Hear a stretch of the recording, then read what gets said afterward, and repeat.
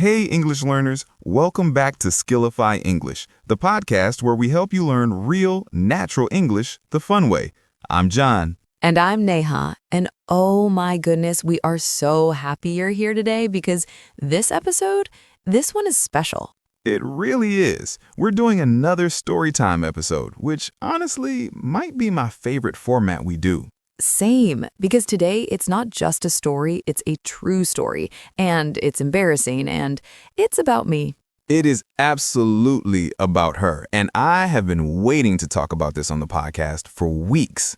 Weeks. He has been bringing this up at every meeting. Because it is too good. But before we get into it, if you're new here, welcome to Skillify English. The family, we make these episodes so you can practice your English by listening to natural, real conversation. Today's episode is perfect for B1 learners, so whether you're on the bus, at the gym, or relaxing at home, just sit back and enjoy. And if you're a returning listener, thank you so much. You make this so worth it. Okay, John, let's start with the check-in. Yes. So our check-in today is this, and I want every single listener to think about this honestly. Have you ever stepped outside for just 1 second and instantly regretted it? Oh, like you walk out thinking I'll just be 2 seconds, and then everything falls apart. Exactly. Like you step onto your balcony in your pajamas to check the weather, and then the door closes behind you. Or you open the front door to pick up a delivery, and you realize, oh no, you are now outside in your socks. I think we've all had a version of this moment, that 1 second where your heart drops and you think, oh no, what have I done? That feeling, that exact feeling. We're going to talk about it today. But first, grammar time. Okay, before Neha tells her story, we want to teach you one very important grammar point, because this grammar is everywhere in storytelling. It's how native speakers build suspense. Are you ready? It's called past continuous interrupted by past simple. And once you understand it, you will hear it everywhere. So here's how it works. Past continuous describes something that was already happening. It was in progress. Past simple describes the new event that suddenly interrupted it. The structure looks like this. You start with was or were plus the verb with ing, that's your past continuous, and then you add the word when, followed by the past simple verb.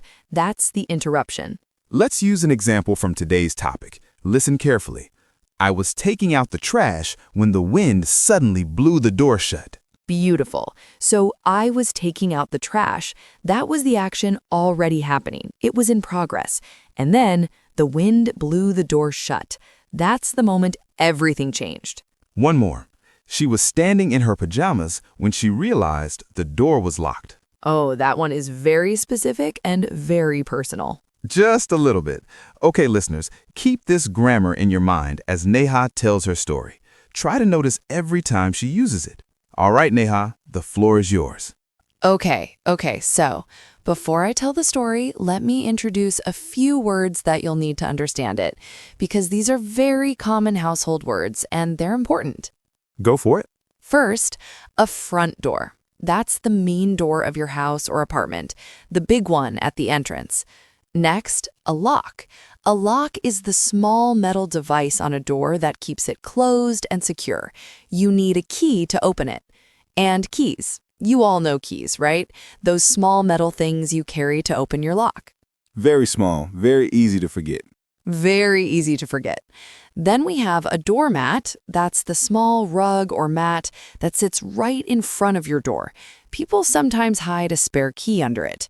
And a locksmith. This is a person whose job is to open locks and make keys.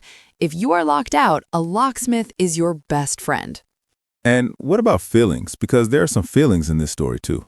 Yes, so freezing, that means extremely, terribly cold. Not just a little cold, freezing. Embarrassed, that's the feeling when you've done something silly in front of other people and your face turns red. Silly, that means a little foolish, not very serious, but kind of stupid. And finally, relieved, that beautiful feeling when something scary or stressful is finally over. Okay, I think we're ready. Tell the story, Neha. Tell all of it. All right, so this happened on a Saturday morning a few months ago. It was winter, okay? Not a lovely, romantic, snowy winter. It was a cold, gray, miserable kind of morning. Already, I feel bad for you. I was still in my pajamas. I want to be very clear about that. My pajamas, my old slippers, the ones with the little holes in them, and my hair was absolutely not done. I looked like a disaster. Okay, so you were in full cozy mode. Full cozy mode. I was making coffee and I heard a knock at the door. I thought, oh, it must be my package. I was waiting for a delivery, just a small box, nothing important. So I ran to the front door, I opened it, I stepped outside onto the little porch to grab the package from the delivery person. Wait, was the delivery person still there? No, that's the thing. They had left the package on the mat and gone. So I walked out, I picked up the box, I turned around, and I heard it. That sound, that awful, terrible sound. What sound? Click. Oh, no. The door had locked behind me. Oh, no, no, no, no, no. I was standing outside in my pajamas, in my slippers with the holes, holding a small box in the cold, and my front door was completely locked. You're joking. Please tell me you're joking. I wish I was joking, John. I wish. So my first thought was, okay, don't panic. The keys are inside, but maybe a window is open. So I walked around to the side of the building, still holding the box because I didn't know what else to do with it. You held onto the box this whole time? The whole time. I don't know why. Anyway, I was checking every single window, right? And they were all closed. Every single one. Because it was winter and I had closed everything the night before. Of course you had. And by this point, I was starting to feel freezing, like genuinely cold. My slippers are not outdoor shoes. They are definitely not cold weather shoes. My toes were angry with me. Your toes were angry. I love that. So then I thought, okay, the doormat. There's always a spare key under the doormat in movies, right? Every movie, every TV show, the spare key is under the doormat. Classic move. Did it work? I lifted the mat, and you know what was under there? Please say a key. A dead leaf and some dirt. I don't believe it. No key. No key at all. I stood there looking at this leaf for a long time. And then I looked up, and my neighbor, this lovely older man from the apartment next to mine, he was standing on his balcony with his morning coffee, just watching me. Oh, that is my worst nightmare. He gave me a little wave, very calm, very polite, and I waved back, still holding the box, and I said good morning, like everything was completely normal. You said good morning while standing outside in your pajamas with a dead leaf at your feet. What else was I going to say, John? So I smiled, I put the mat back down very carefully, and I walked back to my front door and just stood there thinking about my life choices. What did you do next? Please tell me there's a happy ending. So I didn't have my phone, obviously, it was inside on the counter, but I remembered that my neighbor had my phone number for emergencies. So I knocked on his door, I explained the situation, he very kindly let me use his phone, and I called a locksmith. Okay. And the locksmith came? He came about 40 minutes later. 40 minutes, John. I was sitting in my neighbor's apartment, drinking his tea, in my pajamas, making small talk, absolutely dying inside of embarrassment. That is incredible. That is a complete disaster. A complete disaster. But the locksmith was wonderful. He opened the door in maybe 3 minutes. 3 minutes, John. And when I finally walked back into my apartment and felt the warm air, I was so relieved. Like I actually said thank you to my apartment. You thanked the apartment? I did. I felt so silly, but I thanked it. And then I immediately ordered 2 spare keys and hid one at my neighbor's place. That is the correct response. Honestly, Neha, this story gets better every single time. Okay, so that brings us to our advanced tips section. Today's tips are all about how to laugh at your own mistakes in English, because honestly, sometimes all you can do is laugh.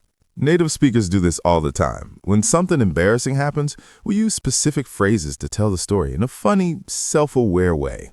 First one, It was a complete disaster. You can use this for any situation that went totally wrong. It was a complete disaster. Very satisfying to say. Next, I felt so silly. This is a kind way to say you made a foolish mistake. It's not too harsh. It's honest but lighthearted. I felt so silly. Then, of all the days, this phrase shows bad timing. Like, of all the days to forget my keys, it had to be the coldest morning of the year. Great one. And finally, what was I thinking? You use this to question your own past decision. I stepped outside without my keys. What was I thinking? Practice those phrases, listeners. You will need them, trust me. All right, let's do the word tour. This is the part where we slow everything down, go through the key words from today's episode, and really make sure they stick. Word number 1, locksmith. A locksmith is a professional who works with locks and keys. They can open a locked door without the original key, and they can also make you a new key. If you are ever locked out of your house, you call a locksmith. I had to call a locksmith because I left my keys inside. Word number 2, doormat. A doormat is the small mat placed right in front of a door. Its main job is for people to wipe their shoes before entering, but many people also hide a spare key under their doormat. She checked under the doormat, but there was no key. Word number 3, freezing. Freezing means extremely cold. We use it to describe weather or the feeling of being very, very cold. It was freezing outside and I only had my slippers on. You can also say I'm freezing to mean I feel very cold right now. Word number 4, embarrassed. Embarrassed is an adjective that describes the uncomfortable feeling when you've done something awkward or silly in front of others. Your face might turn red, you want to hide. I was so embarrassed when my neighbor saw me standing outside in my pajamas. Word number 5, spare key. A spare key is an extra copy of a key that you keep somewhere safe for emergencies. It is always a good idea to give a spare key to someone you trust. After that day, I made a spare key and left it with my neighbor. Word number 6, relieved. Relieved is the feeling of comfort and relaxation after a stressful or a scary situation is finally over. When the locksmith opened the door, I was so relieved. It's that big exhale, that, oh, thank goodness feeling. Word number 7, you're joking. This is a very common conversational phrase native speakers use when they hear something surprising or hard to believe. It doesn't mean the person is literally telling a joke. It means, wow, I can't believe that. You're joking. You were locked out for 40 minutes? And word number 8, slippers. Slippers are soft, comfortable shoes that you wear inside the house. They are not made for going outside. They are definitely not made for standing in cold weather for 40 minutes. Definitely not. My poor slippers. Okay, we are almost at the end of another wonderful Skillify English episode. Neha, thank you for sharing your deeply embarrassing story with all of us. I do it for the learners, John. I do it for the learners. We genuinely hope you had fun today and that you picked up some great new vocabulary and grammar along the way. Remember, past continuous for the action in progress, past simple for the sudden interruption. Practice it. Use it in your own stories. And our question for you in the comments this week is, have you ever been locked out of your house or your car? How did you get back in? Tell us your story, in English if you can. We read every single comment. If you enjoyed this episode, please give it a thumbs up and subscribe to Skillify English so you never miss a new lesson. Until next time, keep listening, keep practicing, and remember, even your most embarrassing moments make great English learning material. That is very true. Take care, everyone. Bye-bye.